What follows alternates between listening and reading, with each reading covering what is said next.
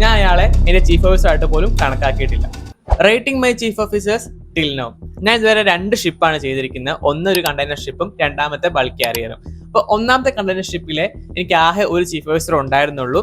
Sir Kozhikode നിന്നാണ് വരുന്നത്. എൻ്റെ ഒരു എൽഡർ ബ്രദറിനെ പോലെയാണ് ഞാൻ സാറിനെ കണ്ടിട്ടുള്ളത്. ഞാൻ ഇപ്പോഴും എന്തെങ്കിലും ആവശ്യം ഉണ്ടെങ്കിൽ പോലും സാറിനോടാണ് ചോദിക്കാറുള്ളത്.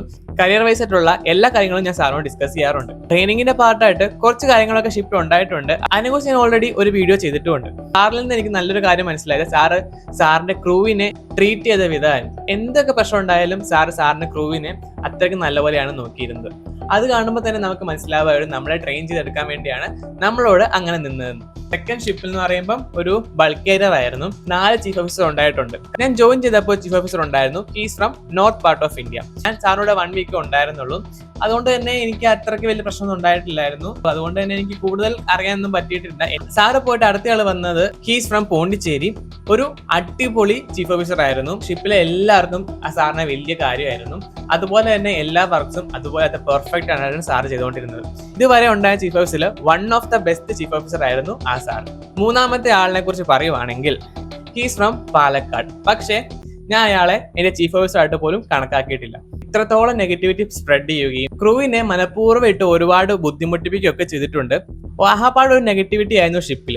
ഒരു ചീഫ് ഓഫീസർ എങ്ങനെ ആവാൻ പാടില്ല എന്നാണ് ഞാൻ ഇയാളിൽ നിന്ന് പഠിച്ചത്. പിന്നെ ഒരു കാര്യം പറയുവാണെങ്കിൽ എന്റെ റെക്കോർഡ് ബുക്ക് ഒക്കെ സൈൻ ചെയ്തു തന്നു. പക്ഷെ അതിനനുസരിച്ചുള്ള പണി ഞാൻ ചെയ്തിട്ടുമുണ്ട് ഷിപ്പിൽ. ഇല്ലെന്ന് ആ ഷിപ്പിലെ വേറെ ആര് പറഞ്ഞാലും ഞാൻ സമ്മതിച്ചു തരാം. പിന്നെ ഇതിനെക്കുറിച്ച് ഡീറ്റെയിൽ ആയിട്ട് സെക്കൻഡ് ഷിപ്പ് എക്സ്പീരിയൻസ് ഞാൻ ഉടനെ ചെയ്യുന്നതായിരിക്കും.